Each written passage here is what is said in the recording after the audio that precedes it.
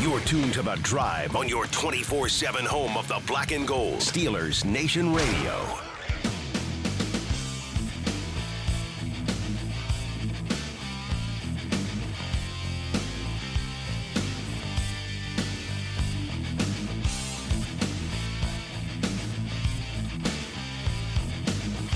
Good afternoon, Steeler Nation. It's The Drive on the Steelers Audio Network. Wes Uhler and Matt Williamson with you here for the next 2 hours on your 24/7 home of the black and the gold.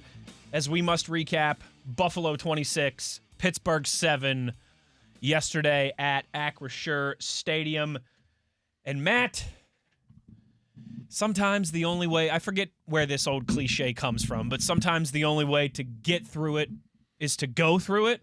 I think that's the phrase. You know, like sometimes you got to face the music. Yeah, yeah. You know, the music's loud. Can't run around it. You can't do a spin move. You can't run and hide. You got to go through it, and we are going to go through it today in what was, I think, perhaps the Steelers' most disappointing performance of the season. Oh, I think it clearly was of the season. And I was chatting with Mike Pursuta. I'm like, the playoff game might have been worse. I mean, just in recent memory. The one in Baltimore last year. Yeah. But this was a tough one for me. I mean, because there really wasn't much good at all to come of it. I mean, even with the lead at halftime. It still felt like, right. That dam's going to break soon. I thought the same thing. Like, James Cook ran on them from the first play to the last play. 80-some yards in the first half alone. Yes. And that costly fumble, but you were plus 2 at turnovers at the half. You know, so that kept it close. And, yeah, okay, maybe they'll figure it out at halftime. They're getting the ball.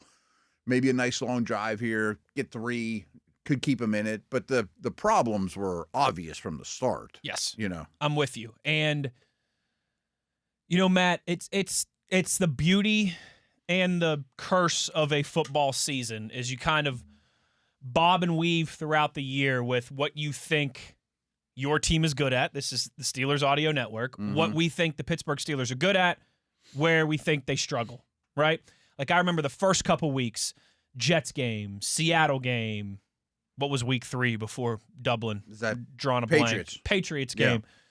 We were talking a lot about the lines of scrimmage. Oh, yeah. Right? Like a lot about the lines of scrimmage, both sides of the football. It's not looking good. They can't stop the run. They can't establish the run. And then all of a sudden in Dublin, week 4, that starts to change. Yeah. And then it's like it evolves and it's like a life form of its own throughout the year where you are kind of trying to pinpoint what this team does well, where this team struggles, how they win games, how they lose games. And it evolves throughout the course of 17 games. Right now, I am just befuddled at how many times we've seen this team, and particularly over the last 2 weeks. Yeah.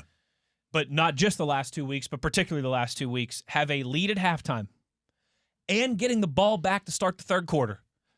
And it's like how fast the script flips from. And that's the thing, it's the speed in which the script flips. And in Chicago, it was within minutes. Yesterday against Buffalo, it was literally the first play of the second half. Green Bay felt that way. Green Bay was the exact same kind of thing. And there's another one this year that really stands out that, of course, I'm drawing a blank on now. Mm-hmm. But if I went back and looked at the schedule, I could figure it out. That to me is in a game of perplexing issues and problems, and in a season of issues and problems. Right. Good and bad, right. I think the biggest thing that has surprised me overall now through 12 games is how this team was the best team in the National Football League in the third quarter last year in 2024. And this year, it feels like night and day. It's night and day. It feels like they're like back at training camp once again when the third quarter starts, and they're just trying to get lined up and get their bearings. That to me, and I realize it's been against some good teams, Buffalo, those are all Chicago, and those are all playoff teams. And one of them might end up winning the Super Bowl. Who knows? Right. But to me, that's the most kind of a lot of head scratching things. That's at the top of the list is how they continue to be in a position of advantage after 30 minutes, and then that disappears very quickly in the third quarter. Yeah, and maybe it is somewhat fluky. You know, I mean, like that Bosa play is, but then Rudolph comes in and throws a terrible pick. You know, like it was a couple things right in a row. Then it was over. Yep. You know, like real quick. I was very worried going into half. I'm like, they're not stopping the run at all, and they're not. Start there. I mean, to me, that's the biggest yes. elephant in the room is the run defense was really horrible.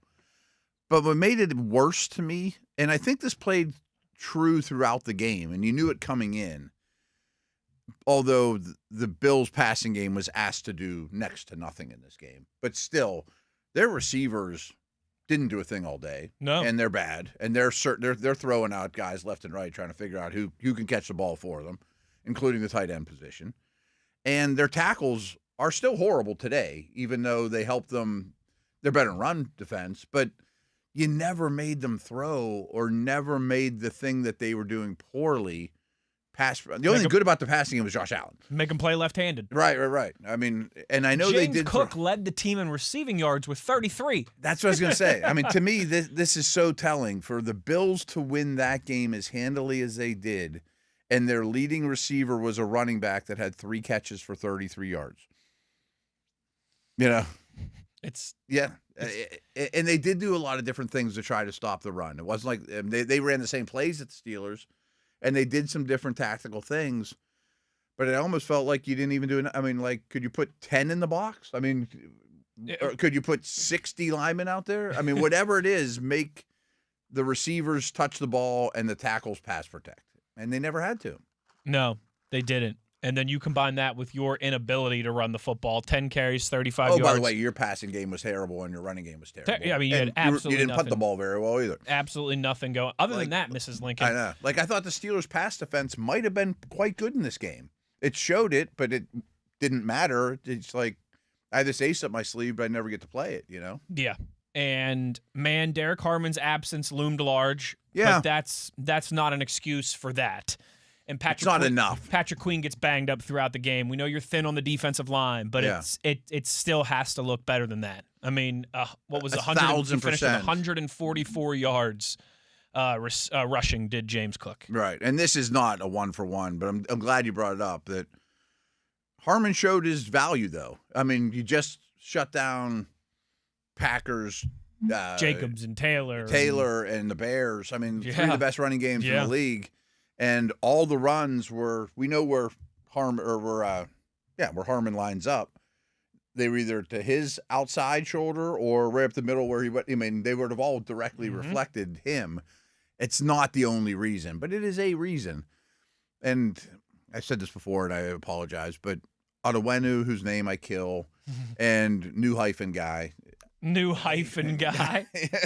aren't NFL. I mean, they got crushed when they were out there. They weren't out there much, but they should have been out there none. So you went from a strength to guys that shouldn't be out there. That's not the only reason, but it's one of 100 of why the run defense from center to all the way to the right sideline was bad. You know this, that I kind of jot some notes down in my notes app throughout the game, and I don't have as many from yesterday as I typically do. No, me neither. But one thing that I wrote here in the third quarter, there's 19 minutes left in the game. The Bills have over 200 rushing yards already. That's the most the Steelers have allowed by a third quarter since 1993 against Seattle. I was reminded of Wolf in the back of my mind when he was saying bad things happen when we go to Seattle. I was he wasn't lying. That's the last time the Steelers got run on like this 30-some years ago, 32 years ago. And, yeah, it just, for the first 30 minutes, it felt like you were hanging on. And, end of the half there, you force the Bills to settle for 3. You take the lead to the halftime, but it's like, here we go, halftime lead, getting the ball again. Offense has struggled. Where are you going to go from here? And Buffalo went one way, you went the other way. Matt. Very quickly, as you mentioned, too. Very quick. It wasn't. Instantly. It wasn't maybe like the Packers game where it was the fourth quarter before Green Bay had the lead. Right. It was first play. The Steelers, quite literally. The Steelers have gotten the ball 6 times so far this year to open the second half. So 50% of the time, basically. 6 times this year to open the second half. The results of those drives, 4 punts, 1 interception, 1 fumble returned for a touchdown. Wow. I mean, terrible. And again, it's even that. I wonder how many of those punts were 3 and out. Or I would imagine several, probably most. Right. Probably 3 of the 4. Probably. I know the one against the Packers was, at least. Yeah, you don't even hold the ball for 5 minutes. And I'm pretty sure the one against Chicago last week as well. And again, that is so perplexing. Of all the head-scratching, frustrating things, they were the best in the National Football League out of the locker room at halftime last year. Yeah. And they've become the worst. It's one of many issues, but it's a big one. It's a big one. That in the trenches, once again, it's does kind of feel like we've returned to where we started back in September in that regard. Mm-hmm. And part of it, hey, take away Broderick Jones, you take away Derek Harmon. I mean, those are sizable absences on each side of the ball, but they didn't have their 2 tackles, and right, they didn't have Oliver, right, and exactly. Right, yeah. The Steelers are far from the only team in the National Football League dealing with injuries and absences. It's as much a part of the game as blocking and tackling. Yeah, right?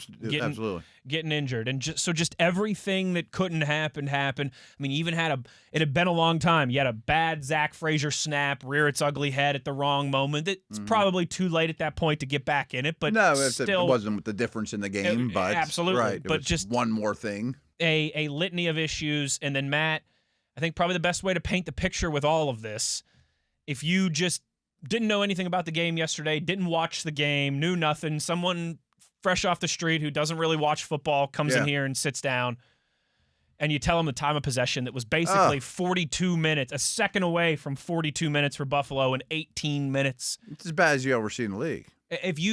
That's like Alabama might struggle to beat, UAB if they're only possessing the ball for 18 minutes in a football game against an opponent, let alone one with the weapons like the Buffalo Bills. Yeah, so much to unpack there. And I just want to go back to the first half and some of the halftime feelings, because one thing I do while I watch it alone, I got my laptop, is I'll write. You and I both do that. Yeah, halftime I'll write whatever notes come to mind, and I just jot down the most relevant stats to see what I was thinking at the time. And my thoughts were, boy, this run defense is a huge problem, and the Bills are outplaying the Steelers. But the Steelers lead the turnover battle 2-0. Their heads above water. They're getting the ball. They're at home. Maybe they can get back into this thing even though they don't quite deserve it. But that happens all the time in the league. Sure. Hey, we're kind of got lucky. It's a weird game. Yeah, it's a weird game. And we'll make some halftime adjustments, and maybe we can have another turnover or whatever in our favor. And then, it didn't shock me that the Bills ran away with it, because I thought they were clearly the better team in the first half. But to the degree and the speed at which it happened is overwhelming. Some other things there. I forget what you were saying. I don't know. Out of halftime, come up in the run next game, trenches. Yeah. Yeah, I have in my second quarter notes here, the Steelers have 31 yards of offense at this point. It feels like Buffalo just needs one to break this open. Mm-hmm. But then as soon as I write that down, here comes the defense with the second turnover. Bills settle for 3. You keep it at 7-3. You got a halftime lead. You're getting the ball again. You can't let Buffalo jump right on you quickly. Well, that was quick. Bosa strip sack, touchdown. It's now 10-7. Those are the margins that this team has been operating under this year. Yeah. And at times, it's really worked out for them. You think about the Colts game. You think about the Patriots game. Absolutely. But at other times, it unravels rather quickly, like it felt like it did last week in Chicago, like it felt like it did yesterday at Acrisure Stadium. Yeah, and the thing I wanted to get back to, and boy, we've spent a lot of time talking about this subject since the start of the season, is the time of possession stuff. Oh, man, it's 18 minutes is glaring. As bad as you'll see after they were starting to at least kind of turn the corner in that area a little bit, at least improve. And some of that might have been a little bit... it was earned. Sometimes time possession isn't earned if you give away a quick score or a bunch whatever. Of turnovers and stuff like that. Yeah, special teams score. I don't have it in front of me, but I think the defense has been on the field for 159 more plays than the offense. It has to be substantial. It's either 154 or 159. Okay. Either way is way insane. That's like 3 games. It's like 3 games. It's like 3 more games you're gonna have to play. It's not going to get better. Matt, they defended 74 snaps. I think the Steelers defense did. Almost all runs. That's like Big 12, Pac-12. That's like you're playing Chip Kelly's Oregon. You're playing Rich Rodriguez's successful first edition WVU that want to snap the ball on you 75, 80 times a game. Just wear you out. That doesn't happen in the NFL. No. And it's run after run after run where the clock's running and it's more physical. It wasn't even their goal to run a ton of plays. They ran 29 more plays than the Steelers did. Yeah. I mean, basically And this 30. has happened all year. Sorry, wait, no, not 29. It's 31. it was over 30. 31. Yeah, Sorry, bad math by me. Not 29. 31. Yeah. And again, it's been 159 more plays on defense than offense. That's an extra half of football, basically, that the Bills' offense played more than yours. It's too hard to do. And I don't care if you're the 85 Bears. That's a tough way to make a living. It just is, and it's a team problem. Because if the offense could get some first downs, that'd be better. Yeah, and if the defense get off the field, it'd there's be better. no one symptom to diagnose and fix it. It'd be different if they couldn't stop the run. They had 10 injuries, they couldn't stop the run all year, and there's no hope, and everything else on the team's great. Well, it's not that. It's everybody's to blame. And I will say, and I've mentioned this before, and every show I've been on today, I'm going to bring it up because it bothers me, and it's not just a Steeler-centric thing. But it's very clear to me the teams that have rest advantages have huge advantages. And I think especially this time of year. Probably the Steelers are even a little more vulnerable to that considering their defensive age and the number of snaps they've played already. Mm-hmm. And the fact that the NFL has them 2 weeks in a row playing with a major rest advantage. Major rest disadvantage in Baltimore. Should never, ever happen. It can happen here and there, one game. But they should never, ever schedule games back-to-back where you have a 10-day rest versus 7-day rest against the same team. I mean, that's terrible. And that's not an excuse, but it contributes to it. It's not an excuse. Feels more like salt in a wound at this point. Right, here comes the next team coming off a Thursday game that's well-rested, sitting there watching you on Sunday. And you have to travel this time. At least go Buffalo had to come to your house. Now you got to go. Now you got to go to crab cakes and football out there in Maryland. Let's talk about this game with Rob King, the voice of your Pittsburgh Steelers, get his thoughts on everything that we've discussed here in our open. We'll do that when we return on the other side. Wes Uhler, Matt Williamson, it's The Drive on Steelers Nation Radio on the Steelers Audio Network.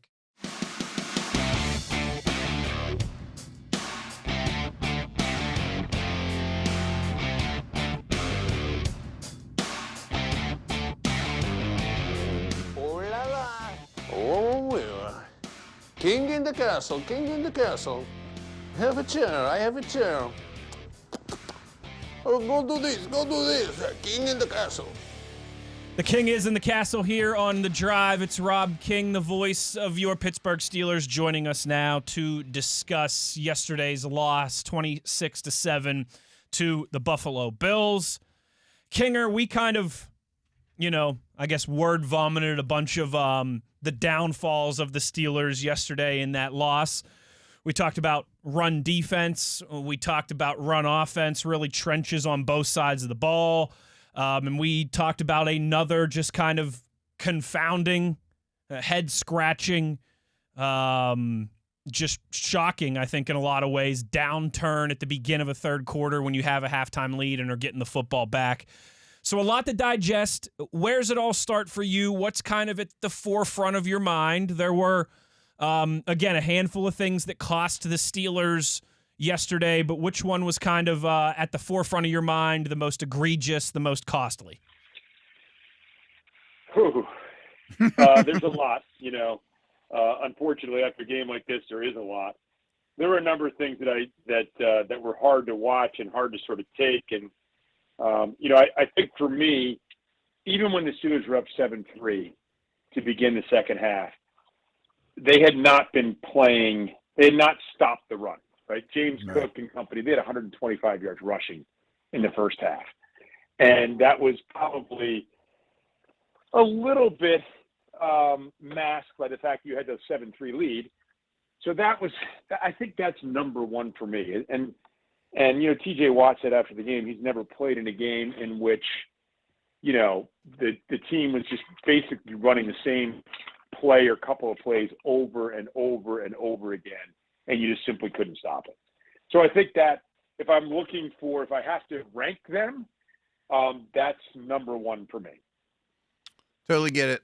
One thing we were talking about in the first segment, Rob, is, there's been a disturbing trend of coming out of the locker room at halftime. I hate the word flat, but ineffective. Let's just put it that way, where the games quickly get away from you early in the second half. And yesterday was the biggest example yet. And it's weird because last year that was a strength, coming out of – it's not like this staff has never made halftime adjustments or anything like that. I just don't know if you have any thoughts on it or reason behind it, or maybe it's just a small sample size. I don't know. But it's a trend. So on the list, that's somewhere in my top 5 Okay. for sure. And it's been – Matt, it's been an issue. I was talking about it quite a bit last week on the show with you and Missy, on this show. I think probably certainly with Max. The fact that, I want to believe that there's more to this team than 6-6. And if I was going to point to that, well, of course, leading up to this game, it was, I believe there's more to this team than 6-5. And my logic was, look, you've beaten 2 of the top teams in football, the Patriots and the Colts. And you played 3 other top teams, in my opinion, and that is the Packers. This is, again, before the Bears game, or before this week's game. I mean, Packers, the Bears, and Seattle, right? So those 3 opponents are all quality opponents. And against all of those teams, not only did you lead at half, but you got the ball first. Yeah, it's the thing, right? You had a chance to, if not put a team away, then certainly dictate how a lot of the rest of the game was going to go. Instead, what happened was, against the Bears, you fought them to the end. Seattle, you made some mistakes, but particularly against the Packers and in this game against the Bills, not only did you not dictate, but you were dictated to by a team that was trailing you at the half, and you got the ball first. Mm-hmm. That's a problem. I mean, that's, I think your statistic that you mentioned, which is going into this last week, there were 4 teams in the NFL who had led at some point in every single game. And the other 3 teams were 25-8, and the Steelers were 6-5. And so when I look at those things, I think, man, if you could correct that somehow, fix that somehow, then let's say you'd only won one of those games. Let's say you hadn't let the Packers game slip away. Okay, you lost the Bears game. That was a good one. You made some mistakes against Seattle. Okay. Well, then you could say, look, man, we played 5 top echelon teams, and we're 3-2 against them going into this Bills game. That's pretty good. That tells you that you've made that next step forward, that you're capable of beating any team in the league. Last year, 10-7, but, you faltered down the stretch against some of the top teams. This year, you've beaten a couple of top teams, and you were in great position to beat 4 other ones. But ultimately, you are still also your record. So I don't know. I've just been, scratching my head about this. I don't know what the explanation is. I don't know why it's happening. I don't know what you can do to fix it. I think, obviously, it's not like this is breaking news to the team. They know these things. They're trying to fix them as well. But, it's still, maybe despite the 6-6 record, gives me hope that there's more there, because I've seen it at various times against top teams, and I've seen him finish off and beat top teams. But, I mean, that's looking awfully hard for silver lining after last night's performance. Rob King with us here on The Drive. And Kinger, another thing that just stands out glaring is 18 minutes of possession for the Steelers. Okay, 18 minutes and 1 second. I don't want to sell them short there. I mean, Buffalo snapping the ball 31 more times offensively than the Steelers did. Matt said it's something like 150 more plays this season-ish. More than, give or take. Right. Give or take a few on either side that the Steelers' defense has played than the offense. And Kinger, not to sound like a broken record, but this is something that it feels like we've all been talking about since October. Yep. A continued struggle to outpossess teams, to win that time of possession, to outsnap teams. And I think that is starting to feel like you can kind of draw a direct correlation to the Steelers' defense in the first half versus at the end of games. It's such a veteran-laden defense with guys like Cam and TJ and Ramsey, that when you're asking them to be on the field for that much longer, when you're asking them to play 20, 25, 30 extra snaps a game, that's going to wear on them. They're going to wear out. They're not going to be the same unit down the stretch that they are in the first half. So that's been a larger issue to me all season long than the defense has been.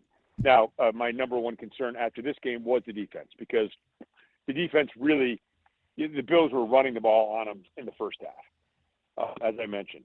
But by and large, I think that's exactly right. I mean, again, this is something that, Matt says quite a bit. The defense that defends least usually defends best. Keep yourself fresh. And think about a game like the Packers game, right? You're up 16-7 at the half. If you can possess the ball and go on a good, 7-minute drive, and now you're up, you punch it in the end zone, and now you're up 23-7. Well, that's going to completely change how Green Bay has to play the game. Emmanuel Wilson, for all the talk about how well they did against Josh Jacobs, they did for a half, but then they started winning the time of possession, and Emmanuel Wilson started running all over him in the second half of that game. Well, they can't do that now down 23-7. The Bills, if you go up, you think about, and again, you are what your record is, but think about at the end of the half, you use your timeouts at the end of the first half, and you're trying to position yourself to maybe go down and kick a field goal. You got a great field goal kicker who's been sitting on the sideline except for kicking extra points the last couple of weeks, hasn't even attempted a field goal. Hey, let's get him into field goal range. Let's kick a field goal, and let's go up 7 at the half. And then maybe you, in the third quarter, maybe go on a long drive and you just kick a field goal. Well, now it's a 2-score game. Are the Bills going to be able to think about just giving it to Cook again and again and again? Are they going to start throwing the ball with those young, inexperienced tackles? Now your pass rush can come to bear. I mean, all these things are connected. But you commit a penalty on the kickoff, and then you don't do anything. Not only do you not do anything in your opening possession of the second half, but they score a defensive touchdown, and now you're not dictating the game. And when you don't control the clock and you don't control the pace of the game, you're not dictating. You're being dictated to. And that, I think, has been a problem that, it's not every single game. Look, you play to win the game, and if you don't win time of possession, but you win the game because you manage a victory by not turning it over and by taking advantage of turnovers, fine, I get it.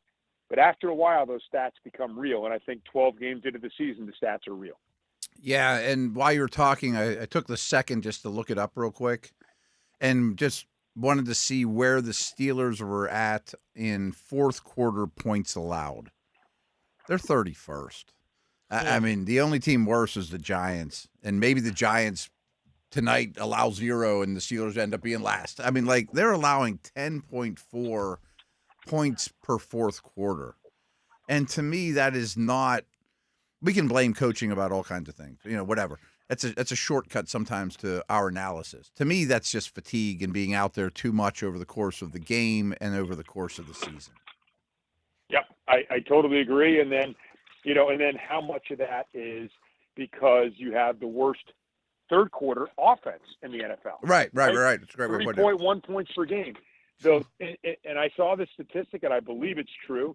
And I remember seeing it flashed up. And but 16 yards of offense in the last 2 third quarters combined. Jeez. 16 yards of offense. And when you're coming out of the tunnel and you've got a lead and you've got the opportunity to be, again, for lack of another phrase, dictating to the opponent, taking a lead. When that doesn't happen in the third quarter, that leads to problems in the fourth quarter. Mike Tomlin always talks about complementary football. And the Steelers, frankly, have not been playing complementary football. They've been playing uncomplimentary football, Yeah. I mean, if you have a bad third quarter offensively, and you don't have the ball, you're not possessing it, you're not scoring points, you're not taking advantage of a lead, then guess what that's going to do? It's going to lead probably to a bad fourth quarter because your defense is out there too much. And I just think that's what we've seen happen. And I'll be honest, if you told me in training camp that the Steelers would be last in the league in time of possession, basically last in the league in fourth quarter points allowed, basically last in the league in third quarter offense, I would say when December hits, you're probably a 3-win team. And probably in worse shape than you are. I'm not trying to put a silver lining on it at all, because history shows if the opponents are running 150 plus more plays over the course of 3 months, you're probably going to be a lot more injured on defense than you currently are. You know what I mean? Yeah. Elliott's out and Harmon's out for the short term, but I would have guessed, Cam went out in week 3, then they lost Watt in week 7, and then Ramsey in week 10. Because injuries are going to happen, like the worst could be yet to come. But in a way, they're fortunate, You can still fix it. The other thing, too, is to your point, it hasn't been fatal yet, right? You're still 6-6. And exactly. If you take care of business, you're still a playoff team. You have to, so I understand exactly what you're saying, and I would have said that. Now, conversely, if you told me, hey, you're one of 4 teams through 12 weeks that's had a lead in every single game. Okay. Yeah, baby, yeah. I'm going to give you 6 wins, right? I'm going to make you a 6-2 team, and then I'm going to tell you in 4 other games you've got a lead at the half, one of them a 9-point lead, and you get the ball to begin the second half. What's my record now? Well, I certainly am going to win at least 2 of those games, right? Mm-hmm. So now I'm at 8 wins. But so that's why it is such an unusual season for me because – first of all, I went in with a preconceived notion that they were going to be better. I thought they had a better roster. I thought they had a better quarterback than they did a year ago. So I was under the notion that they were going to be an improved team. I know I was in the minority in thinking that, but that's what I thought. I thought they're going to be a better team. And then I see things that make me think it's there. And then I see other things that make me think, well, in some ways they're probably fortunate to be 6-6 when you just look at the statistics. So, I think the best thing you can say coming out of this game is, it put you in the same position you were in heading into the weekend, which is your margin of error is gone. You got to be able to take care of business. You got to be able to beat the Ravens. And that's what the AFC North usually comes down to. And you can still win the AFC North. And maybe you can find some way to take these issues and keep the good parts, the parts in which you've led every game, keep those alive and pick some of these other issues. Clearly you're running out of time to do that, but at this stage of the game, you're still 6-6. And I guess if I'm looking for a positive, that's it coming out of this loss to the Bills.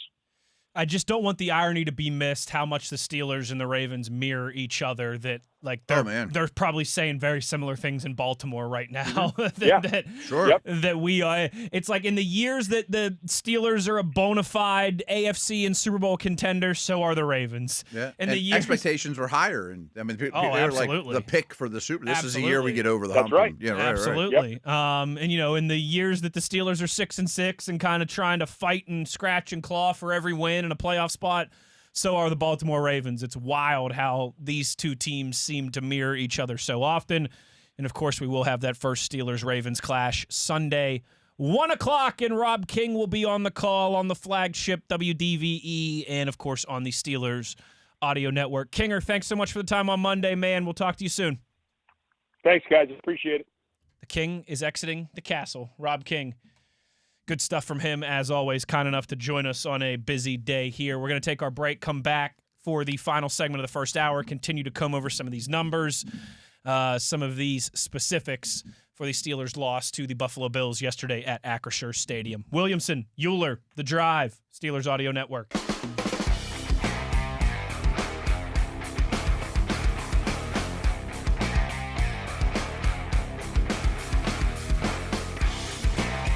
Back on the drive here as we roll down the home stretch of the first hour of this week. Of course, the calendar has turned to December. Matt, you know what that means. The road is really getting narrow here. I'm sorry, I couldn't help myself. I couldn't resist. As the Steelers fall to the Buffalo Bills, of course, they're still on that narrow road, but they are. They're pretty fortunate that they're not in the NFC West. Yes. Yes. If as you mentioned, I mean, the Ravens coming into this season were one of the hotter, one of the sexier picks for not just the AFC, but the Super Bowl. Yeah. Felt like plenty of Chiefs, plenty of Bills. Eagles could repeat. Eagles, right. Ravens. Those were probably the 4 that everybody really mentioned. Everyone was kind of like, the Lions will take a bit of a step back. They lost both their coordinators and some key pieces. And how about Frank Ragnow failing that physical, by the way? We never followed up with that after. Bummer, yeah. Crazy. Yeah. That, to me, just speaks to the grind of NFL day-to-day life and what it takes to on their bodies and the mindset of this guy was like, I'm feeling healthy. I'm feeling good. I'm Yeah, ready to let's return go. to Right, football. right. And they were like, you actually have a grade 3 tear on your hamstring. Like, if that happened to you and I, we'd be debilitated in bed for a week. Oh, yeah. You know, Well, like I feel like getting back on the field. I'd be hopping around the house on crutches, not Yeah. like, I'm ready to go play some football. Made me think, too, what has he played with in the past? Yeah, right. Seriously, Yeah, like, that's those why he guys- retired early, obviously. Yeah, Absolutely. And particularly, man, those guys in the trenches are just They just play no matter what. a different breed. But you know, it has certainly not gone the way for Baltimore. They expected this season. Heck, the Chiefs and the Bills a little bit as well too. But yeah, it all sets up for, in a different way, still a huge one between the Steelers and Ravens. It's not It's the a huge one, It's right? not the Flacco and the Ben and whoever wins this game Right. has a great chance of going to the AFC Championship type Two days. 13-win type teams. Right, But right. right. But this certainly is still going to be a massive one, and we will, I think, probably turn the page a little bit quicker this week than we typically do. This past game's just a hard one to break down. It's I mean, it's so. I do a podcast right after, and I'm Yeah. like, I'm sorry. I preferenced it kind of by making a joke, saying, "I'm sorry, folks, but you're probably not going to learn anything from me in the next 10 minutes that you don't already know." I mean, like, this game is very self-explanatory. sometimes there's a lot of minutia Yeah, in a game, and other times it's just cut and dry. yeah. And Like, hey, maybe I saw something you guys didn't, but I think we all saw the same thing. Matt, clipped this. This was the opening. So, there's like an Associated Press reporter at every NFL game Oh, okay, that yeah. kind of writes the AP story. And that's what ESPN and all these different websites use. If you go back and look at their, their recap. Is that the pool report? Yes. They'll use explain Well, it to it's me. I like- didn't 100%. So I think the understand pool it, yeah. report's a little different because that's like questions you can ask the referees and things. Like okay. this is just a reporter who writes a recap for the game that's used In the by stadium. all the different AP. So it's in New York Times and it's in ESPN and Okay. it's a kind of supposed to be. And There's probably not much opinion involved. exactly, not someone who works for the Bills or covers the Yeah, Bills yeah, or yeah. covers the Steelers, just kind of a neutral figurehead that can write the 500-word recap story that goes out to all the different And news then wires Bosa had and a news sack outlets. and they strip sacked. Exactly right. Which the Bosa sack was mentioned in the third paragraph, as you can imagine. Yeah. But here's what the AP story, and it's one of those, I like to kind of read the first couple paragraphs of it, just, again, from a neutral national perspective. What do you think the lead of that game was? This man or woman is probably from Chicago or Exactly Washington, right. D.C. or Exactly right. Maine or Timbuktu. Yeah, right. So here's the first two sentences of the AP story, and I think this about sums it up. Josh Allen and the Buffalo Bills came to Pittsburgh looking for something, anything, to snap themselves out of a midseason lull that had robbed them of their swagger, not to mention their usual grip on first place in the AFC East. Second sentence here.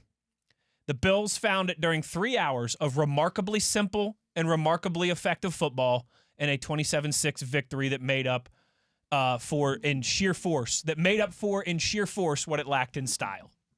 Yeah, it wasn't That real line to me- secretive, right? When you say, like, it's hard to really break this down and teach you something, and here's the angle, and here's Yeah, the yeah. moment, and here's the Bills found it Man, during we never saw that coming.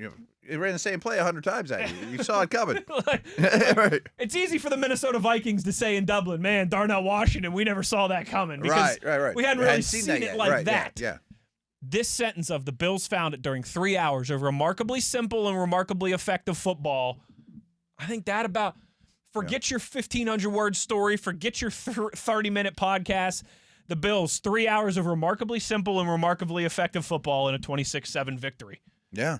I mean, it was that cut and dry, I think. And it was that black and white. think what hurts our listeners and myself, and I don't speak for you, is many times in my life, that's been the Steelers.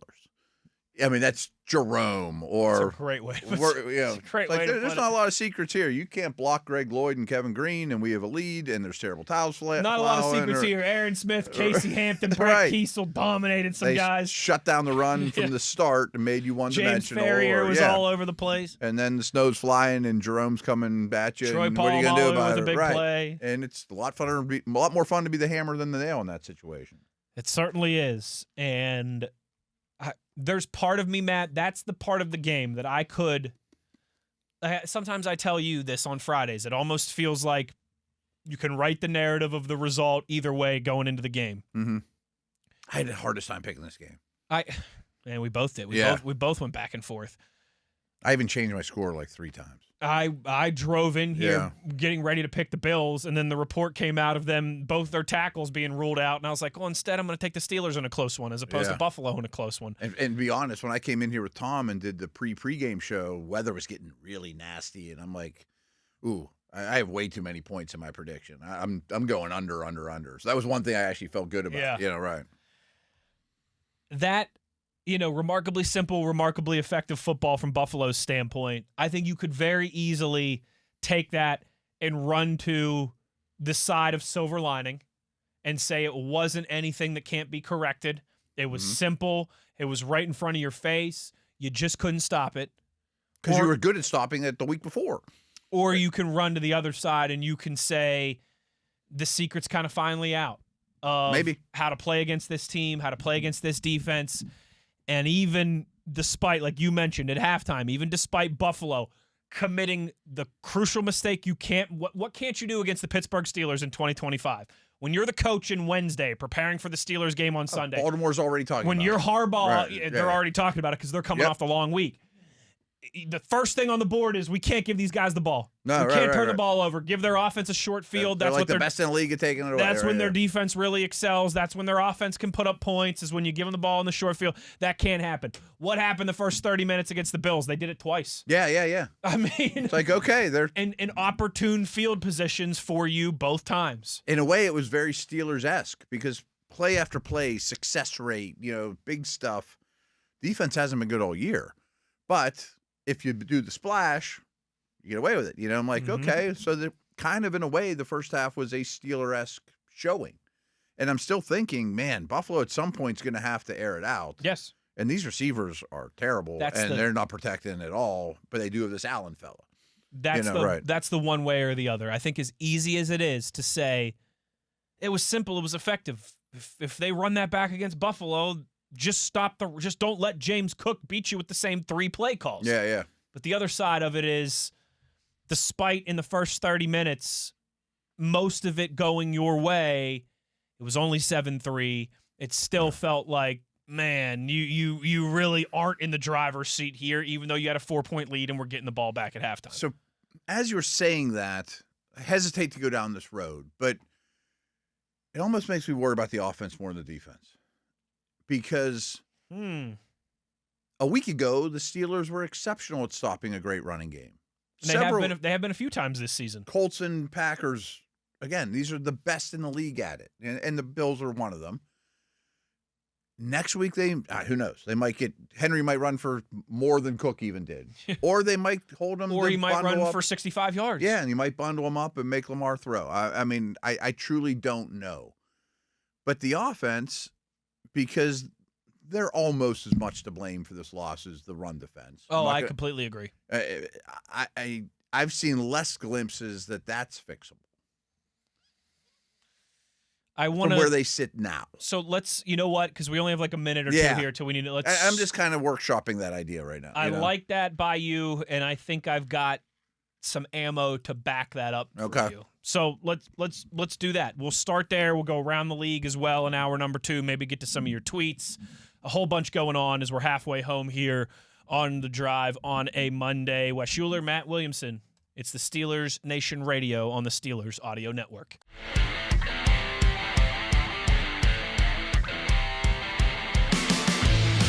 Good evening, Steeler Nation. How you doing? Us too. Probably not great.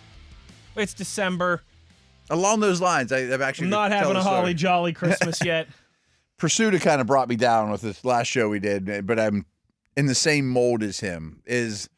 I was talking to Rob and Mike about we all watch the games in different locations or have different responsibilities on game days. Yeah. I'm very happy with mine where I'm in a lazy boy and shorts and a hoodie. I'm a little jealous of yours, just me and a laptop and my cat, You don't working a 14-hour day? First one in, last one out? I kind of do. I come in here and I finish up about 2 a.m., but I do it on my terms. And, so often I come in on Monday and I start chatting with you or Pursuta, or in this case, Max was around, Rob. Yep. And we all compare notes. What'd you see? I'm like, oh, I didn't think of that angle. Oh, yeah, and I'll use that for my own. Everyone starts, workshopping a little bit. And on most Mondays after a loss, I feel a little better after a half hour of just seeing you guys chatting with you guys. Just BSing with the boys. And Mike brought this up. He's like, yeah, except I'm not feeling any better today. So there's no silver lining from these 60 minutes of football. And what you just laid out there at the end of the second hour might be the biggest reason why. Because it is so easy. And sometimes I mock it, but I'm also guilty of it too. Mm-hmm. It's all in good fun. To do the $160 million defense thing. That where's the defense? Why aren't they as good as Houston? Why aren't they as good as Denver? Why aren't they the best in the league or top 3 in the league? Why aren't they doing more? Why aren't they elite? Yeah, they're elite at taking the ball away, and they're pretty good at getting after quarterbacks. They are. But why are they so bad in explosive plays? Why have they been so bad against the run? Why have they been not so bad against the run, inconsistent against the run? But why aren't they one of the best defenses in the league? Just the bottom line. The bottom line is the lead headline, the lead question is, why aren't they one of the best 2 or 3 defenses in the National Football League? Why aren't they the potentially historic defense that everyone was talking about when we were all out in Latrobe and St. Vincent? And I mean everyone, I'm talking within the locker room. Right. It wasn't you and I and Pursuta and Rob King that were saying this was going to be a historic defense. Now, one of the guys that was trumpeting that is no longer on the roster, but still. Mm-hmm. Matt, I think the biggest concern now, though, 12 games in, large enough sample size, we are in December, is the offense is a real issue. It's a real issue with how they're playing lately. Going back to the Chargers, and even with what we all thought was a stabilizing force at wide receiver. We could have argued back in July till the cows come home, who's better, DK or GP. Mm-hmm. But everybody, even the biggest George Pickens fans, and even everybody doing the hindsight thing now, I think we all agreed you've got more stability with your number 1 wide receiver than you had, right? Mm-hmm. Aaron Rodgers, we all felt was an upgrade at quarterback for the Steelers. The offensive line has gotten better. It's an older group. There's a lot of young guys on that, but Frazier and Fautanu aren't rookies anymore, even though Fautanu barely had a go at it. Mason McCormick isn't a rookie anymore. Broderick Jones is now in year 4 and is really going to set up. Like, look what they did with the tight ends. All these reasons for optimism with the offense, Matt. Yeah. Drafted a running back in the 3rd round who we don't even bring up anymore. Right. Lord. To me, the offense is, I don't know, maybe you could say has gotten a little bit of a pass in that regard. And even as I say that out loud, that sounds kind of funny because a lot of people have been a lot of people in Steeler Nation have been crushing the offense. But to me, Matt, I mean, yeah, you know, if one of these sides of the ball is going to come out on the other side in playoff quality spot, I can write the story easier for the defense. And they're the side that's shown it more throughout the year than the offense has. Right, like extended glimpses. Like, Matt, against Chicago, which was, you take away the fact that they turn the ball over or they take the ball away often, he scored 21 points against that team. Like, I know you had 28, but one of those was a defensive touchdown. And yes, I realize, okay, Mason Rudolph, backup quarterback, maybe a different situation. Yeah. Cincinnati, your offense scored 20 points, 2 defensive touchdowns. And that was clearly the worst defense defense in the league. Yeah. At home. At home. It was not the short week on the road. If your defense doesn't score for you, you win that game 20-12. Yeah. Or maybe if your defense doesn't score for you, it's closer or potentially, Pretty inept showing against Chargers. 10 points against the Chargers. Indianapolis, 27-20. But you had a defensive touchdown and 6 turnovers forced. Yeah.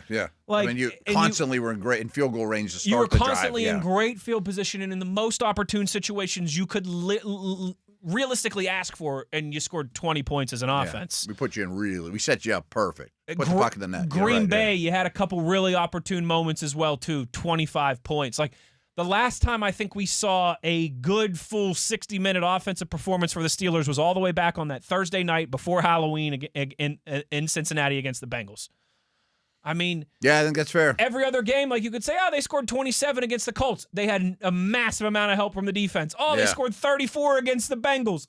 They had a scoop 6 and a pick 6. Yeah. I mean, they lead the league in points off turnovers by a massive margin. Yes. They lead the league in. But that's what you want to put you over the top as a Super Bowl contender. Right. With a good with offense. With a foundational offense. And a but defense. The foundation's cracking on offense. A defense that in 120 minutes against Cincinnati and Chicago scored you 3 touchdowns. Yeah, right. Like, if you've got a B-plus offense, if you've got the Peyton Manning Broncos 2015 offense, you can win the Super Bowl doing that. Yes. Oh, agreed. But yeah, I mean, so it hasn't translated to much except for. I should know this off the top of my head, but how many defensive touchdowns have they had this year? They're at the top of the league for sure. I mean, they have to be. Plenty. They have to be. There's more than 3. There's been 3 recently. And I think particularly when you consider, like, Minnesota, the defense didn't score, but T.J. Watt set them up in the red zone. New England, the defense, I don't think scored, but they had an interception or a turnover that set them up at the 10-yard line. Well, that's where I was going with it. So a lot of those, too, where not only has the defense scored, but they've also set them up in goal-to-go situations or red zone situations. So that's where I was going with this, is I don't know where they rank in actual putting the ball in the paint by the defense, actual defensive touchdowns. But I guarantee you it's top 2 or 3 or 4. I mean, they've got several. But where I know, and it's just off the top of my head from doing research every week, they are the best at offensive starting field position. So that's a direct, what you were saying is make a big play, they start to drive it in the red zone already. You know what I mean? So that combination, and that's by design, is complementary football, which we're not getting lately, but we have over the year at times, has made life easier on this offense than most. 3 defensive touchdowns. Okay, yeah. Tied for the Seahawks for most in the NFL. Okay, yeah, I knew it had to be at the top of the league. Makes all sense. Is it only 3 though? Is that right? Was it the 2 against Cincinnati and 1 against Chicago? I feel like we might be missing one. I know there's 1 or 2 brought back from penalty. There was one, the and Viking again, there's game been a lot where it's been right. like, someone returned the ball inside the 20-yard line. Or Yeah. Seattle got one yesterday too. That they did. I'll double check that, but that was kind of my quick Google. But I know they're near the top of the league. But yes, they have to. They have to. That's why I didn't cite it directly. Have to. They're near the top of the league, and they are at the top of the league of offensive starting field position. To your point, So they've had it a little easier than others in terms of, because I was almost going to cite this because I just typed it for next week's Matt stats. Like the Steelers in terms of points per game are like 12th. That's what I mean? If you would have told us that back at St. Vincent College at Dale the and end I've of been July, preaching this for 5 years. If you could be top 20, you should be in good shape. If you said to us back then when we were kind of going over all those indicators, we need the yards per carry to improve. We need the Steelers to do their birthright thing and get back to the front of the league in sacks. Right. Yeah. Your quarterback play is going to get a little bit better. Your offensive line play is going to get a little bit better. If you would have told us that 12th in the league in points scored. It's somewhere in there. It's like 12, 13, 14. We'd be like, them and the Ravens are right next to each other. This team's going to win 11 or 12 games and be a true contender in the AFC. But what I might have to sort is just offensive points per game, because I bet that's 20th. It's not 20. It's not 32nd, but it's not. It's a little misleading. It's not in the low teens either. Yeah. And how many long drives have they had? Not many. I mean, plays per drive is very, very low. Yes. Very low. I completely agree. I mean, their passing yards per game, 24th in the league. Their rush yards per game, 28th in the league. Points against is 20th in the league from the defense right now. Mm-hmm. I mean, it's just that to me is. And they're trending the wrong way lately. Like kind of like what you said. That's more worrisome, right? If you're picking one unit that's going to turn it around and start playing at a division winning, playoff winning caliber, you would say defense. But I also, Matt, right now, if I have to pick one area where this team is really excelling and can cut their teeth and go from here, I don't know what stands out. I know. Because the only thing I can harp, and it's so small, just from yesterday's game, the pass defense looked quite good. But they never had to throw. You never made them throw, I did. I thought Joey Porter Jr. actually played pretty well again. But Eccles, Herbig. I mean, didn't really stand out. I picked out like 4 or 5 players from game. yesterday that I thought had good games. And most of them were pass defense people. Porter, Eccles, Herbig, a couple of those guys. I'm not sure Cam played terribly. Well, I'll rewatch tonight. Yeah, I still need. Maybe we'll get some more into that in our Tuesday rewatch tomorrow. But just, you know what else stood out in that game? I just want to make sure I talked about it on Monday because we only have 2 more segments after this. We're going around the league next too. So having a mobile quarterback is, I mean, for many reasons, but. And this is not critical of Rodgers. We knew this when he got here. He's 40-plus years old. I mean, you know that he's not going to be Josh Allen. But when you see the two of them next to each other in person, in terms of shrugging, I mean, Herbig had several shots on Allen, couldn't get him to the ground. I mean, in a Ben-like fashion. I was just going to say, he's a nightmare to get on the ground. Any big-bodied quarterback that's tough to get on the ground automatically gets compared to Big Ben. Yeah. But I think Josh Allen's the one. Oh, he's the one. I mean, but he's faster and a better runner than Ben ever was. People might forget his early years. I was going to say, Ben was that guy, he was still on his rookie deal in his early 20s. Yeah. But not at 27, 28 like Josh Allen is now. Yeah, but I mean, it's such a. On the other show we just did, we were talking about how the Steelers are trying to build at the line of scrimmage. Look at the drafts. I mean, that obviously reflects that with Whittle and Kahn being in charge, and I totally get it. And we had said that raises the floor. Good line play travels. It could be hot in Miami or freezing in Green Bay. You said so much of this. I think you said this last week, didn't you? Or maybe this was one of the other shows that I'm doing. But as much as football has changed over 100-plus years, my big guys being better than your big guys is still a large portion of the equation. Huge portion of the equation. But another thing that it just really bumps up your floor is having a mobile quarterback now. I completely agree. I mean, I don't need you to be Allen, but get me 8 yards when everyone turns their back on man coverage and no one's open. And slide. I mean, like Rodgers used to be that guy even. He wasn't the best runner in the league, but he was super smart about it in his Green Bay days. Everyone flips around, plays man coverage, 3rd and 6. He gets 8. He slides. He pops up. He gives you the finger and laughs, and first down. And Matt, this is a more of an off-season conversation, obviously, because that's where I'm going. There's still 5 games to go, and a lot of things can happen. And while we're all not feeling overly optimistic this Monday, this league changes so fast, so quickly. But my next investment is going to be able to move. But you know what though, from the time that Lamar really took off with the Ravens, about 5 years ago or whatever that was, I've heard Mike Tomlin, I've heard Kevin Colbert, I've heard Omar Khan talk about how much of a benefit it is to have a mobile quarterback in the NFL nowadays. Especially those early years when you don't know anything. I want to see it. And again, this is more of a conversation we can have in February when we're talking about the combine and quarterbacks. Right. You better be darn special to be a pocket passer. But I've been hearing the most important people in the Steelers organization say those same things for 5 or 6 years now. Then let's go out and act on it. I'd say Fields is the only one you acted on, and you gave up a 6th-round pick or something for him. Fields is the only one truly that you acted on, and I think that was a big part of the reason why they took Kenny Pickett is because they saw that fake slide in the ACC championship game against. They needed some playmaker too. A lot of reasons why it went into them drafting Kenny Pickett, being the first quarterback available still at pick 20, his location and proximity with the team, all these different things. But I think I'm not sure Kenny ever broke a tackle in the pocket, though. I think that a lot, not just the Steelers, I think a lot of people leading up to that draft thought Kenny's really mobile, Kenny's really athletic. Yeah. Because that play against Wake Forest in the ACC championship game that stuck out. I want to see them really go after that and attack that in their next quarterback. And I don't mean like bringing in somebody like Justin Fields or Kyler Murray to do so. Right. Now, to defend them, they have not going and getting a Herbert, going and getting a Josh Allen, and getting a, That's the goal, right? Yes. Now, they have not had an unlimited supply of quarterbacks to pick from. No, they haven't. We can either have Wilson or Fields or Rodgers or, It's very easy for me to say it's time to push. Josh Allen isn't on the market. I listen, I'm looking right into the cameras. I say this. It's very easy for me to say. Step up to the plate, take a swing, push your chips in the middle of the table, and go get the guy that you think is that quarterback that's 21, 22, 23 years old. Sellers. Around campus now somewhere. Yeah.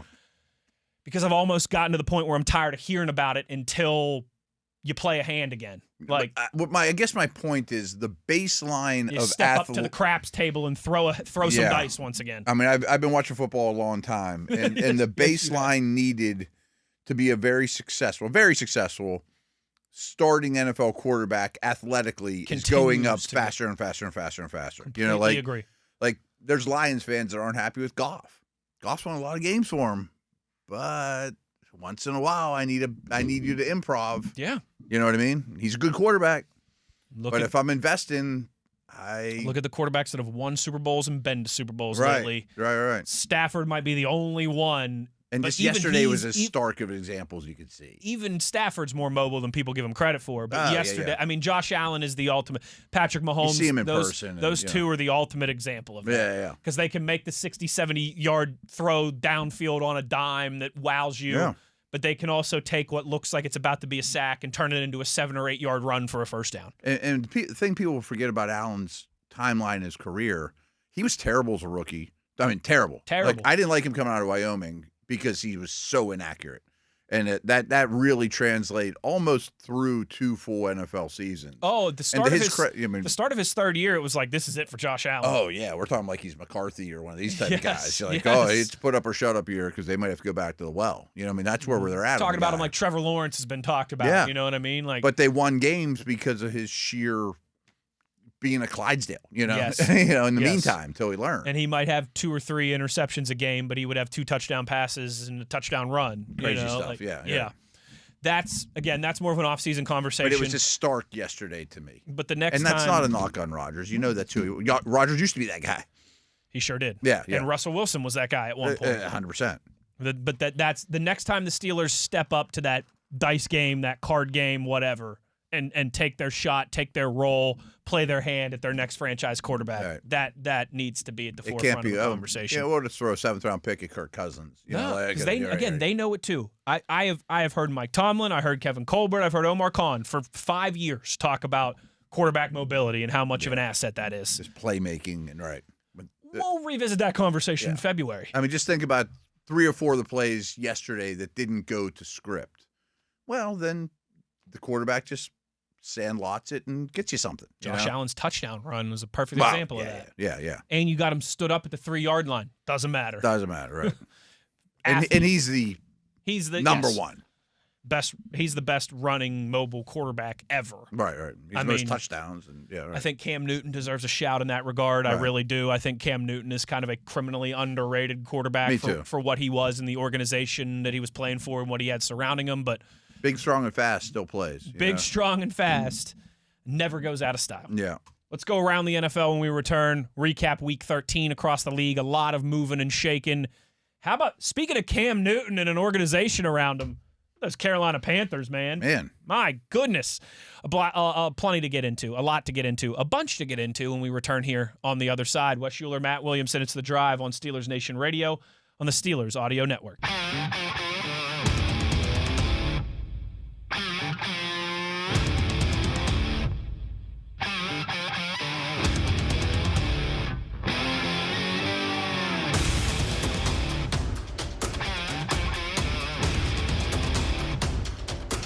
Week 13 in the books, month of November in the books across the National Football League. Let's talk about it like we always like to do on a Monday.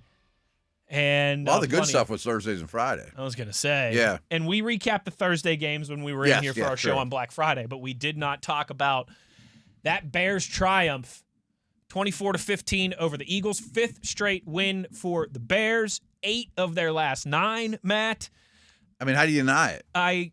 You can't anymore. Right. That we said this leading up to the Steelers game of like there was a portion of the Steelers fan base and NFL fans at large that were like, oh yeah, they're 7-3, and that's great, and they're ahead of schedule, but they haven't played anybody, and the only good teams they played, they lost to, the Lions and whoever the Ravens.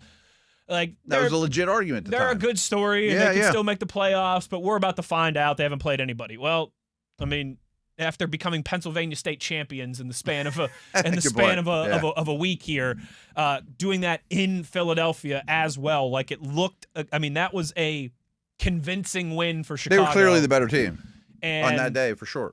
Man, there's not only angst in Western Pennsylvania today, but some angst in Eastern Pennsylvania as well, as the Eagles are not looking like they're taking flight like I think a lot of us predicted after they added some nice pieces at the trade deadline. There's a couple perennial winning teams that are in tumultuous situations. And the team the Steelers are about to play is one. The defending Super Bowl champs is one. Kansas City is one. I mean, Buffalo was kind of one. I'd say Buffalo could have been if it goes. Whoever the loser of yesterday's game was going to be one. Yeah, right. Yeah. The Eagles' offense is struggling, and their defense is good, but I don't think it's quite elite like they need it to be. Not to the level, right? I think they're starting to lose time possession a lot too, which is that they just can't run like. They don't need a clock and dominate. Watching that game on Friday with my in-laws, and they're screaming and cussing and this and that. And I'm like, I think the biggest thing for you guys is you just can't run the ball like you did last year right now. That's the biggest thing for the Eagles. It's very simple, but you're asking too much of Hurts. The offensive line isn't as good as it was. Nope. Because of that, Saquon's not getting the runways. opportunities and the runways that he was. And because of that, they're asking too much of Hurts in the pass game, and defenses are able to cue on the pass game more because Saquon's not knocking 60, 70-yard home run touchdown runs every game. Yeah. And people get sick of me probably saying it, but this has been true since the dawn of time. More defense is too much defense is bad defense. Now then they're probably on the field more than they should have been. Absolutely. No doubt. Absolutely. Matt, staying hot, the 49ers, somehow 9-4. As they go into Cleveland. They're going to the playoffs. They're going to the playoffs. Yeah. Professional, comfortable, buttoned up, 26-8 win in Cleveland against the Browns. I don't have a lot to add, except for Shanahan should be in Coach of the Year conversations with all that they've overcome. 1,000%. Purdy still doesn't look quite right, but it doesn't really matter. And the Browns aren't the hardest team in the league to play against, but the defense is pretty legit. Yes, it is. And another sack for Myles Garrett. He got one, yeah. He's at 19 now? I think so, yeah. It's a monster number. Oh, boy. As we enter December. Oh, boy. I don't like that. He's got a real shot to surpass TJ and Strahan for the all-time record. Certainly something we'll be keeping an eye on as we roll along here. We predicted this one, Matt. Not a lot of surprise in Music City as the Titans are just kind of going through the motions. Cancun on 3, getting ready for their January vacations. Jaguars go in there. Another simple, effective, buttoned-up performance, 25-3. The Jags take care of business. And I'm starting to think they're going to the playoffs. I was going to say, I think there's a Jags-Bears correlation here. First overall pick quarterback, brand new head coach, offensive-minded. First-time head coach. Yeah. Are they real or not? And the Bears are ahead of them in the timeline for the year, and I think they're the better team now. But it's like, you keep winning games, I eventually have to say, this isn't a fluke anymore, Yes. They're in first place. They're in first place. And they do have some tough games remaining, but they have that tiebreaker over the Chiefs, which feels like it would loom large if, Kansas City were to get back into it and Jacksonville would falter. Yeah. AFC South's nuts right now. It really is. Yeah. It really is. And speaking of the AFC South, man, huge win for Houston. Huge win for Houston as they go to Indianapolis, which is not in the South, but there's always outliers in these divisions, right? The Texans go on the road, and they've been in must-win mode now for about a month, Houston, it feels like. They're playing great. 20-16 win over Indy to hand the Colts their first home loss of the year. Defense is phenomenal. The offense is slowly coming around. Houston's playing as well as anyone in the AFC. Man, that division's going to the NFC West is going to be a lot of fun. The AFC South is going to be a lot of fun down the stretch here. Colts 8-4, Jags 8-4, Texans 7-5. Yeah, coming on really strong. Very impressive. I think they started 0-3. They started 0-3. They are now 7-5, and they've had that tough first place schedule to deal with. They're playing all the big dogs, Kansas City. Right. And all those teams play each other again down the stretch. It's going to be a lot of fun to watch the AFC South unfold here in the month of December and into January. Matt. But it makes me think more and more, too. There's not two teams coming out of the North. No. Because now I think the Bills are in. I don't think there's two teams coming out of the North, and I don't think there's three teams coming out of the AFC West. Agreed. Of Chiefs and Chargers, I feel like one is going to be Denver's going to go. Because Denver's going to go. Yeah. Plus one there. Buffalo's going to go along with New England. Yeah. And then you'll get somebody out of the South. Somebody out of the South. Yeah. Dolphins continuing to play well. They're not bad.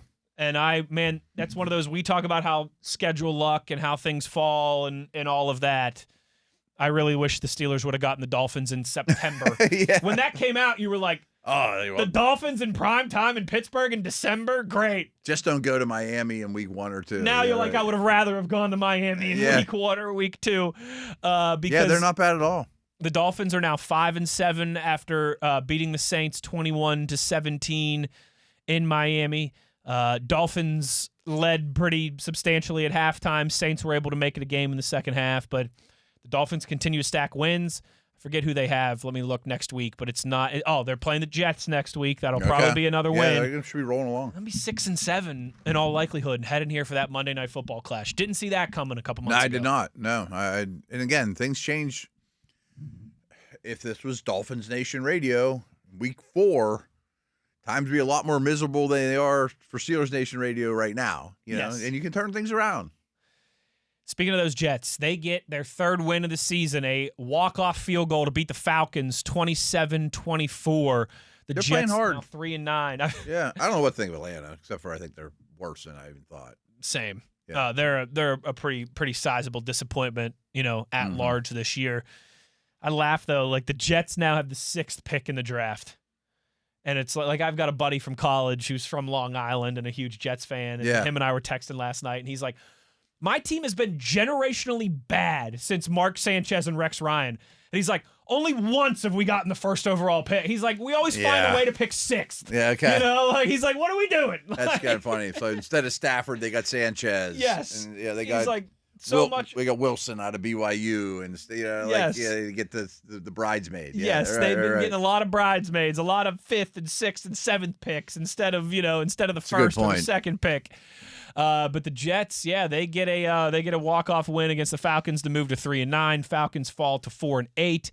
Matt, the Buccaneers bounce back, maybe not as decisive as it could have been, but they get a much-needed win, move to 7-5 as they take care of business at home against the Cardinals, 20-17. Yeah, the Cardinals are starting to show some problems too. I mean, like 1-9 in their last 10 games. The they're just not winning games. They're not as bad as a 1-win team out of 10, but it's they're not great as bad for as the Titans or the Raiders. No, but I don't think they're much better either. No, they're not showing much signs of life there. But I do like Tampa's chances. Although Carolina's not going away. I mean, as you mentioned last segment. Speaking of which, the Panthers at home, one of the more surprising results of the weekend, maybe the most surprising of the weekend. They beat the Rams, who we all had atop of our power rankings. Sure, rightfully so, and I probably still keep them there. 31-28. The Panthers move to 7-6. They stay with that slight advantage over the Bucks. And Matt, for teams like the Falcons and the Raiders that have really underperformed expectations this season, the Panthers have to be one of the more, maybe along with the Colts, one of the more positive stories in that regard. That's what I was going to say. It is December, and they are in the playoff hunt. The division you would take hunt. that in 1,000 years. I mean, that's huge for that organization for how bad they've been the last couple of years. Speaking of Cam Newton, who I mentioned in the last segment, have they been in this position since Cam Newton? Probably not. No, I don't think. And again, maybe he should get some football. Coach of the Year conversation. I mean, yeah, they're right there with any team in the league for maximizing the talent they have because they don't have a ton. No. They're running the ball effectively. Yeah, they run the ball almost every week. The defense had been a disaster. They've at least stabilized it. It's not that bad. Yeah. You give up 28 points to the Rams. That's a winning effort. Although I hate to put this wet blanket on it. I don't know what to think of Bryce Young, but he's coming back next year, and I kind of thought that maybe they'd be better off winning 3 games and moving on from him. Sure. But so be it. I mean, a guy playing good well. For the Steelers. Yeah, it could be one team that's somebody not else in out of the quarterback market. Yeah. But you're right. Good point. It could be maybe Miami and Carolina are out of the quarterback market now. That would help. Yeah. Seahawks, they roll, Matt. Speaking of best teams in the National Football League. Their defense is destroyed. Their defense is unbelievable. 26-0. They shut out Minnesota. And at Minnesota home. was totally inept. Totally I think inept. Justin Jefferson caught like 1 pass. I was just going to say he got me 0 fantasy football points this week. 0 as in not his fault. None. Yeah, and it's not his fault. I keep thinking every week, should I bench Justin Jefferson? And I'm like, I can't bench the best or second best receiver in the NFL, but 0 points, 1 catch. Doesn't have a quarterback. They probably had It's got me throwing him the football. They've had the worst quarterbacking of any team in the league, start to finish this year. Three different culprits now, but last. Yeah, there's probably some others in the conversation, but I think they take the cake. So, side note, I just find this is a very side note. This is nuts. Max Brosmer, depending how you look at it, was the first Minnesota Gopher to ever start an NFL game at quarterback. Yes. Not playing one. No. Because Dungy did that. Dungy came off the bench for the Steelers. Like Jim Wexell wrote to me. I put this on Twitter, and Jim Wexell wrote, he's like, well, Dungy threw an interception and caught an interception in the same game. I'm like, that's cool, but did he start the game? No, he was the emergency quarterback after Bradshaw and someone else got hurt. Yeah. Because he was a quarterback at Minnesota, but he never started an NFL game as That's a funny. quarterback. It's true. Like if you look at their list of quarterbacks in the past. A couple people mentioned somebody during a strike season. I don't think that counts. No. I mean, technically it does, but not for this exact conversation. Gist of this conversation. Somebody brought up Spurgeon Wynn, which you probably never heard that name, and I forget exactly what it was, but he started 2 games in the NFL, but none at Minnesota. So I'm like, I'm almost certain, and no one's 100% told me this on Twitter because I just heard it randomly, but I don't think anyone has started a game for the Gophers and in the NFL. And back in like the old timey days, like in the 50s, right? That's when it's crazy. They were a really good college program. They had a run back then when they were winning national championships. Like they were one of the best programs in the country, right? Like that's so nuts to me. Like Tanner Morgan was on the Steelers practice squad for a year. Guys that made the league. Adam Weber was on the Broncos practice squad. They're all-time quarterback leaders are a bunch of names you've never heard of. I'm sure. But I'm almost certain, and there's some caveats there. That's hilarious. Started a game at Minnesota and started a game in the NFL. I think you're right. I think there's 0 of those. I think Brosmer's the only one. I think of my quick little research here of going through their top 5 or 6 quarterbacks in terms of passing yards for their career, they all were like practice squad guys or played in the CFL for a little bit. Or like their list of quarterbacks in program history are not. I meant to bring that up last week though. Like that blows me away. I mean, that's a lot of years. It is crazy. I mean, that's like 8 decades. that is crazy.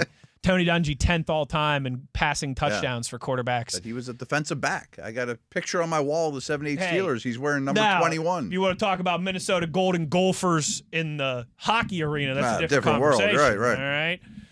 All right. But isn't that bonkers? It's crazy. Yeah. Yeah. Well, it's not the worst program ever. Max Brosmer, good luck, pal. 4 interceptions. He's not a ringing endorsement to try it again either. Whew.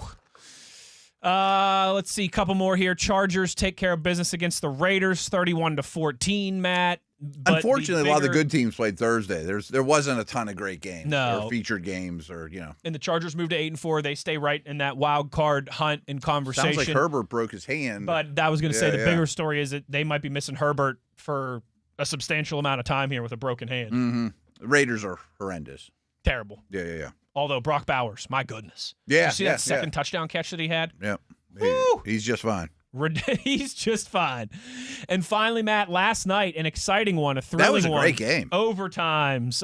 2-point conversion at the end decides that I wanted to go to bed like 7 different times, but they kept me awake. Broncos Commanders. Commanders kick a field goal late to tie it. Goes to overtime. Broncos march right down the field and score. Commanders get their shot. They march down the field and score. They go for 2. It gets deflected, and the Broncos hold on to stay at 10-2, win in overtime against the Commanders 27-26. It's a really enjoyable game.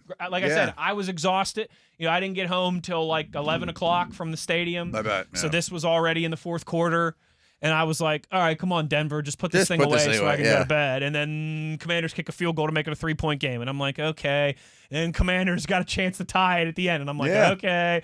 And then it goes to overtime and the Broncos score. And I'm like, okay. It was a great game. It was. And Mariota played decent. Pretty well. And, against a great defense. And, yeah, it was a very even game where I kept thinking Denver's just going to end this thing. It was. I did not see Knicks that is coming. playing better, by the way. Who is? Knicks is starting to play better. Starting to play a little bit better. Yeah. Starting to play a little bit better is Bo Nix, and that Broncos offense a little bit better. Still not great, but kind of receiver by committee and running back by committee. If they can just kind of continue to steadily improve that offense, Bo Nix week by week with what that defense is, they're gonna have a shot. They're gonna have a shot. They might be the best team in the AFC. I don't know who is. I don't know who is. Who's playing the best? I don't know. Maybe it's New England tonight. I don't know. Yeah, that's a good point by you.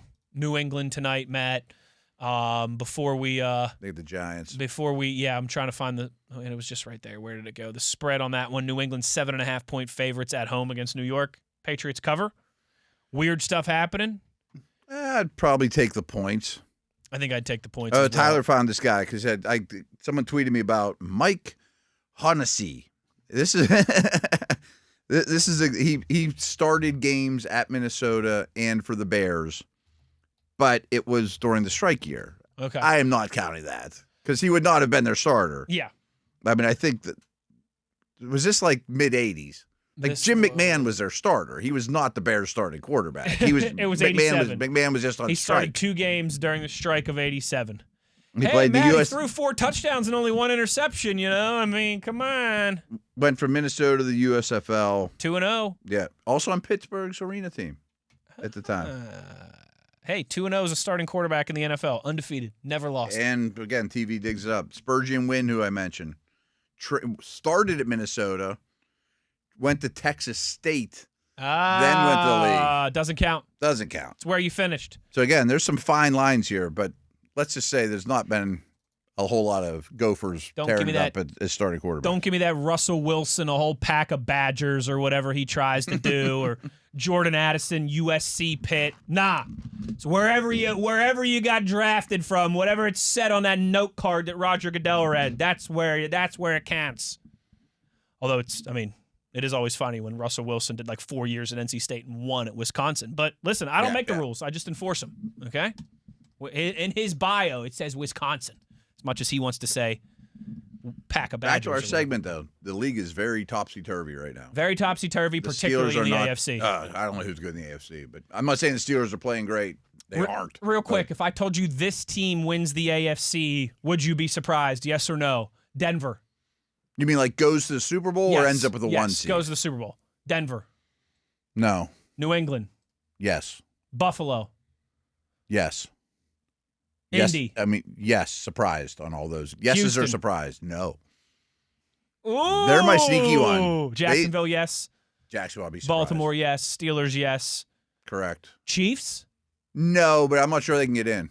If they do get in, watch out. But I don't know if they're going to get there. So right now, you would say Denver and who was the other one? Houston. Buffalo. Houston and Kansas City. Ooh. Buffalo might be the one. Where I said no. I know their passing attack is still a lot to be desired. But what if they start to figure it out in the month of December and they get hot at the right time? And I don't know. It's possible. I just don't know who's catching passes and if they can stop the run. Let's wrap this thing up on the other side. Yeah. A couple tweets to get to before we get out of here and say our goodbyes on this Monday. Wes Uhler, Matt Williamson. It's The Drive on Steelers Nation Radio on the Steelers Audio Network.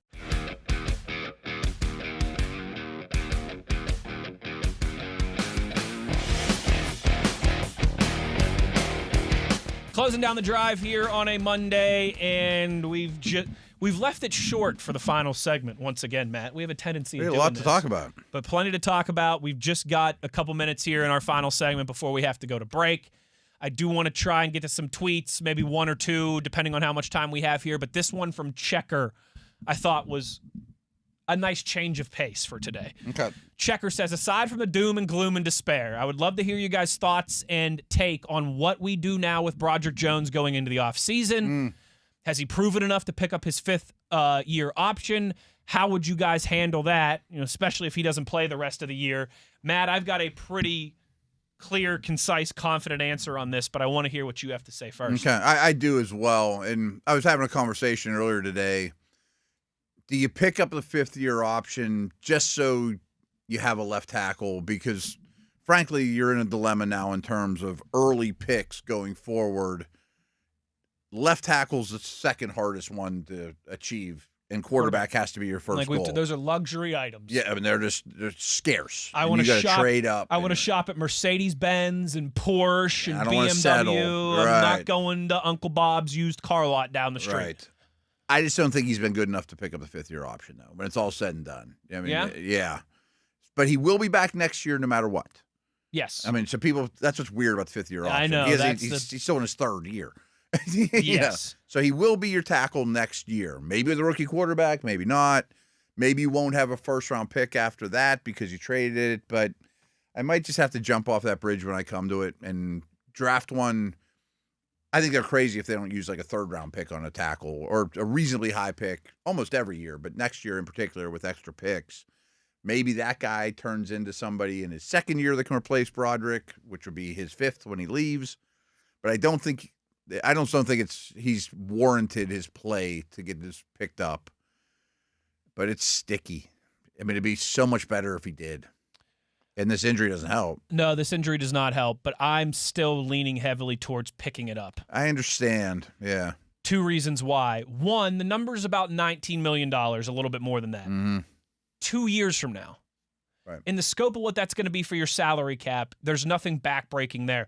Dan Moore Jr. No one thinks about inflation. Dan Moore Jr. just made more than that on the open market. Right. Oh, you don't want to be shot. That's the worst idea. So let's get one in free agency. It is a little like you could still go quarterback first round next year and have Broderick for one more year and then go back to the offensive line the following year. So it's, if you have that pick, it's that's what I'm saying. It might cost you 2 first to go get your guy. Exactly right. And so I would rather err on the side of maybe I overpay Broderick to be an average, slightly below average left tackle for a year. Hopefully improving. And the offensive line around him improving too, which kind of rises all tides, high tide rises all ships type thing. Matt, they've invested so much on the offensive line recently. 2 first-round picks, a second-round pick. McCormick was a 4th rounder. 4th, but still. Like, I don't want to go back to that well and spend another first-round pick on offensive tackle. I don't either. Like, you can't make a wrong business decision just for that reason, but that's the strongest case to do it, So that's the side of caution. There's no easy right answer either way. No, there isn't. But I would rather err on the side of hanging on for him a year longer than giving up on him a year ahead only of time. Based on the position he plays. Oh, yes. If he was any other position on the field, the answer is no. I agree with you on that. Right. But I don't want to go back to that well, and that would be what, drafting a left tackle in the first round 3 out of 6 years. Like, I don't want to do that. Right. If I do that at quarterback, that's one thing. I don't want to do it at left tackle or anywhere on the offensive line. Yeah. Anywhere that's not quarterback. Now you might look back 15 years from now and be like, you ended up with a great set of tackles because number 1 missed. Number 2 hit, number 3 hit. Sure. And you're the envy of the league with these awesome bookend tackles. And 2 out of 3 is not a bad hit rate. And it's not like Jones has been a nothing. Right. He's played for you. He has not been on the bench. Now, one side note, when the season ends, we're going to do an exercise. When we know how many picks the Steelers have, and I'm not even saying where, but they're probably going to be around 10. They're going to have a lot of picks, but a lot of them are mid-round and comp picks, et cetera. But I'm going to still want them to draft 2 offensive linemen. Every year. Last year, every year. Almost every year. You should draft 1 every year. Last year, they didn't draft any. Correct. And you were picked short because of the DK trade, to right. be fair. And they Maybe go that quick. would have been the difference. Right. But even if it's a 6-rounder that turns into Spencer Anderson, great. But I want them to take an interior guy and a tackle, no matter what happens with Jones, no matter what. And this is a much bigger conversation. It's not off-season time just because they lost to the Bills. I'm with you on that. Right. I'm with you on that. But I did think that one in the scope of the current It's really important because of his new injury, too. Absolutely. Because he has no more resume to build, Hopefully he misses what would have to be 3 more games and then is at least able to return for your last couple. Or the playoffs. And you get a couple more data points. But, that decision was already a sticky one. Yes. And becomes obviously even more difficult when you're going to miss him for at least 4 games down the stretch here. You might need a corner, too, and those are usually first-round picks, too. And you need the expensive stuff all of a sudden. I also, if I'm feeling good about this offensive line, 2 years from now, let's go pie in the sky. Feeling good about this offensive line. I'm heading into sophomore year with first-round 2025 quarterback, and we think we got our guy. Yeah. I might in the first round want to go get this guy a Ferrari. I might want to go get him a hey, here's a Tet McMillan, buddy. Oh yeah, here's yeah. here's could be in the cards here's too, a right. Jamar, and I don't think they're going to be picking high enough to get a Jamar Chase or a Jeremiah Smith, but you get what I'm saying. Like, I might want to say, hey, we've got the offensive line built up. We think we have the quarterback. Here's a luxury item for you. That could be the first round pick this year. Here's a penthouse on South Beach, baby. This is much bigger conversation we have time for. Yeah. But I mean, we'll talk about it in the coming months, weeks, etc. But it's a good receiver draft. Austin's up. Here's a Justin Jefferson. Yeah, Here's a Tet McMillan. I mean, they need a number 2 receiver. Yeah. And I want all options on the table for quarterback. And but again, it's a tough one that we will spend plenty more time on when the season actually does end and we have all the data points and the full scope of this 2025 regular season. But that will do it for us today. A lot of tweets. We'll get to more of those as the week rolls along. Big thank you to Rob King for joining us. Big shout out, as always, to our video producer, Tyler V, Mr. TV, for making sure we look handsome on YouTube. And a big thank you to the great one, Matt Williamson. Take care, everybody. Tomorrow, Mike Tomlin press conference. We'll have some injury updates. We'll have more news from that. Our Tuesday rewind thoughts as well. Plenty to get to on a Tuesday. And we'll do that in about 22 hours from now. Take care until then. I'm Wes Uhler. He's Matt Williamson. And this has been The Drive on Steelers Nation Radio on the Steelers Audio Network.